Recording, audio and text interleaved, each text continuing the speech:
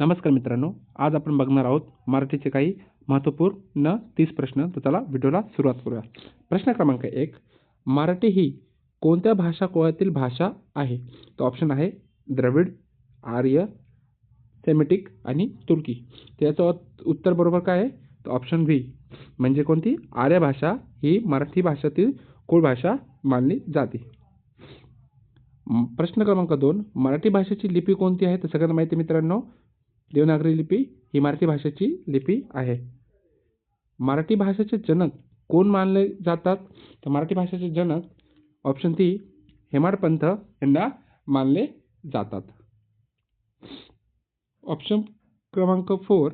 ज्ञानेश्वरी हा ग्रंथ कोणी लिहिला? तर मित्रांनो याचं उत्तर आहे ऑप्शन सी ज्ञानेश्वर यांनी ज्ञानेश्वरी हा ग्रंथ लिहिला. प्रश्न क्रमांक 5. अभंग हा काव्य प्रकार कोणाशी संबंधित आहे? तर नीट लक्ष द्या मित्रांनो, अभंग हा काव्य प्रकार विचारलेला आहे. त्याचं उत्तर आहे ऑप्शन बी तुकाराम हे बरोबर उत्तर आहे, यांच्याशी संबंधित आहे. प्रश्न क्रमांक 6. मराठीचा पहिला गद्य ग्रंथ कोणता आहे? मराठीचा पहिला गद्य ग्रंथ कोण आहे? तर आहे ऑप्शन सी लीलाचरित्र हे मराठीचा पहिला गद्य ग्रंथ आहे. प्रश्न क्रमांक 7. दासबोध ग्रंथाचे लेखक कोण आहे? तर दासबोध या ग्रंथाचे लेखक ऑप्शन सी समर्थ रामदास हे बरोबर उत्तर आहे. समर्थ रामदास हे दासबोध ग्रंथाचे लेखक आहे. आधुनिक मराठी कवितेचे जनक कोण? आधुनिक मराठी कवितेचे जनक ऑप्शन ए एकदम बरोबर केशवसूत हे आधुनिक मराठीचे जनक आहे. प्रश्न क्रमांक 9. तुतारी तुतारी ही कविता कोणी लिहिली? तुतारी ही कविता केशवसूत ऑप्शन बी एकदम बरोबर आहे. केशवसूत यांनी तुतारी ही कविता लिहिली आहे. प्रश्न क्रमांक 10. मराठी रंगभूमीचे जनक कोण आहे? इथं काय विचारा? मराठी रंगभूमीचे जनक. त्याचं उत्तर आहे ऑप्शन ए विष्णुदास भावे बरोबर आहे. विष्णुदास भावे हे मराठी रंगभूमीचे जनक मानले जातात. प्रश्न क्रमांक 11. श्यामची आई सर्वात फेमस कादंबरी आपल्याला सगळ्यांना माहिती आहे मित्रांनो, आपण लहानपणी पण आपल्या शाळेत शिकलेलं आहे. श्यामची आई कादंबरीचे लेखक कोण? त्याचं उत्तर आहे ऑप्शन बी साने गुरुजी.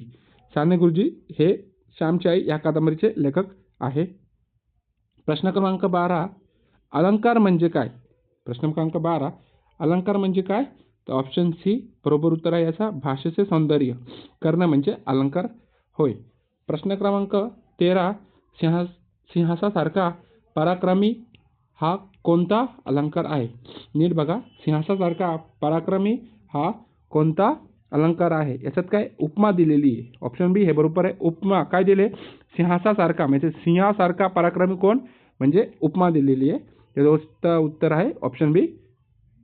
प्रश्न क्रमांक 14. समास म्हणजे काय? प्रश्न क्रमांक 14. समास म्हणजे काय? याचं उत्तर काय आहे? शब्दांचा संयोग. शब्दांचा संयोग होणे म्हणजे समास होय. प्रश्न क्रमांक 15. राम अधिक राज्य. प्रश्न क्रमांक 15. राम अधिक राज्य याचा बरोबर उत्तर काय येईल? ऑप्शन बी राम राज्य.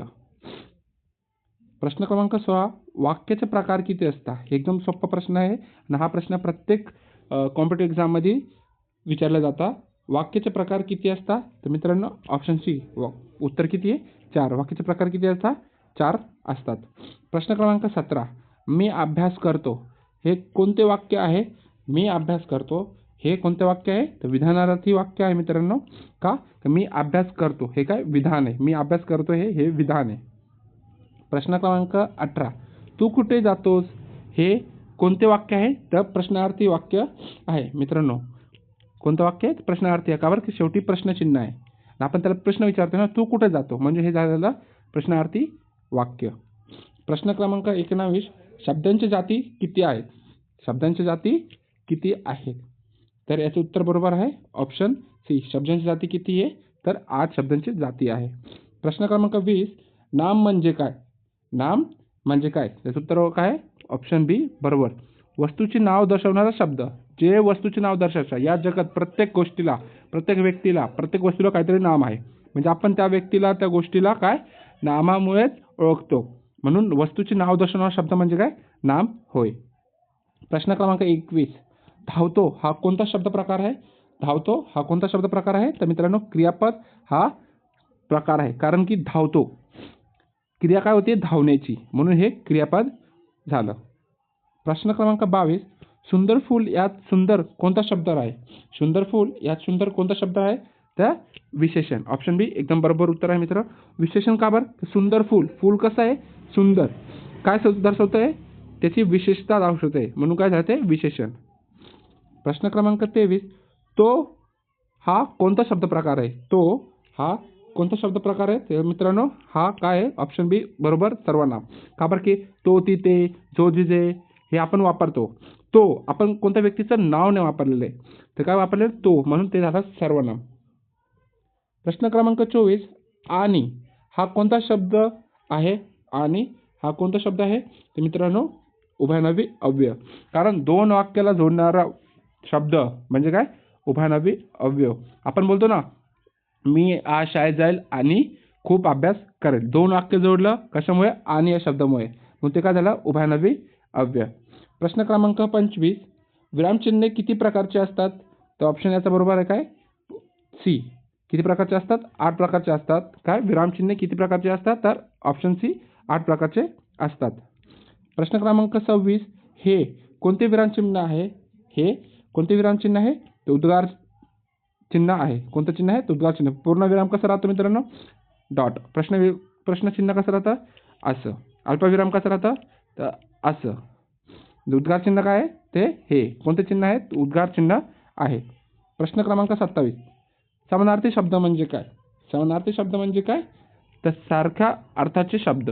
सारख्या अर्थाचे शब्द असणारे म्हणजे काय? समानार्थी शब्द होय. प्रश्न क्रमांक 28. सूर्य याचा समानार्थी शब्द कोणता आहे? सूर्य याचा समानार्थी शब्द काय आहे? तर ऑप्शन बी एकदम बरोबर रवी. याचा काय? समानार्थी शब्द झाला.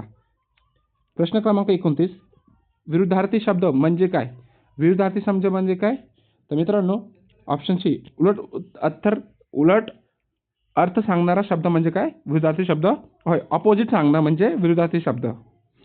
शेवटचा प्रश्न बघूया. प्रश्न क्रमांक 30.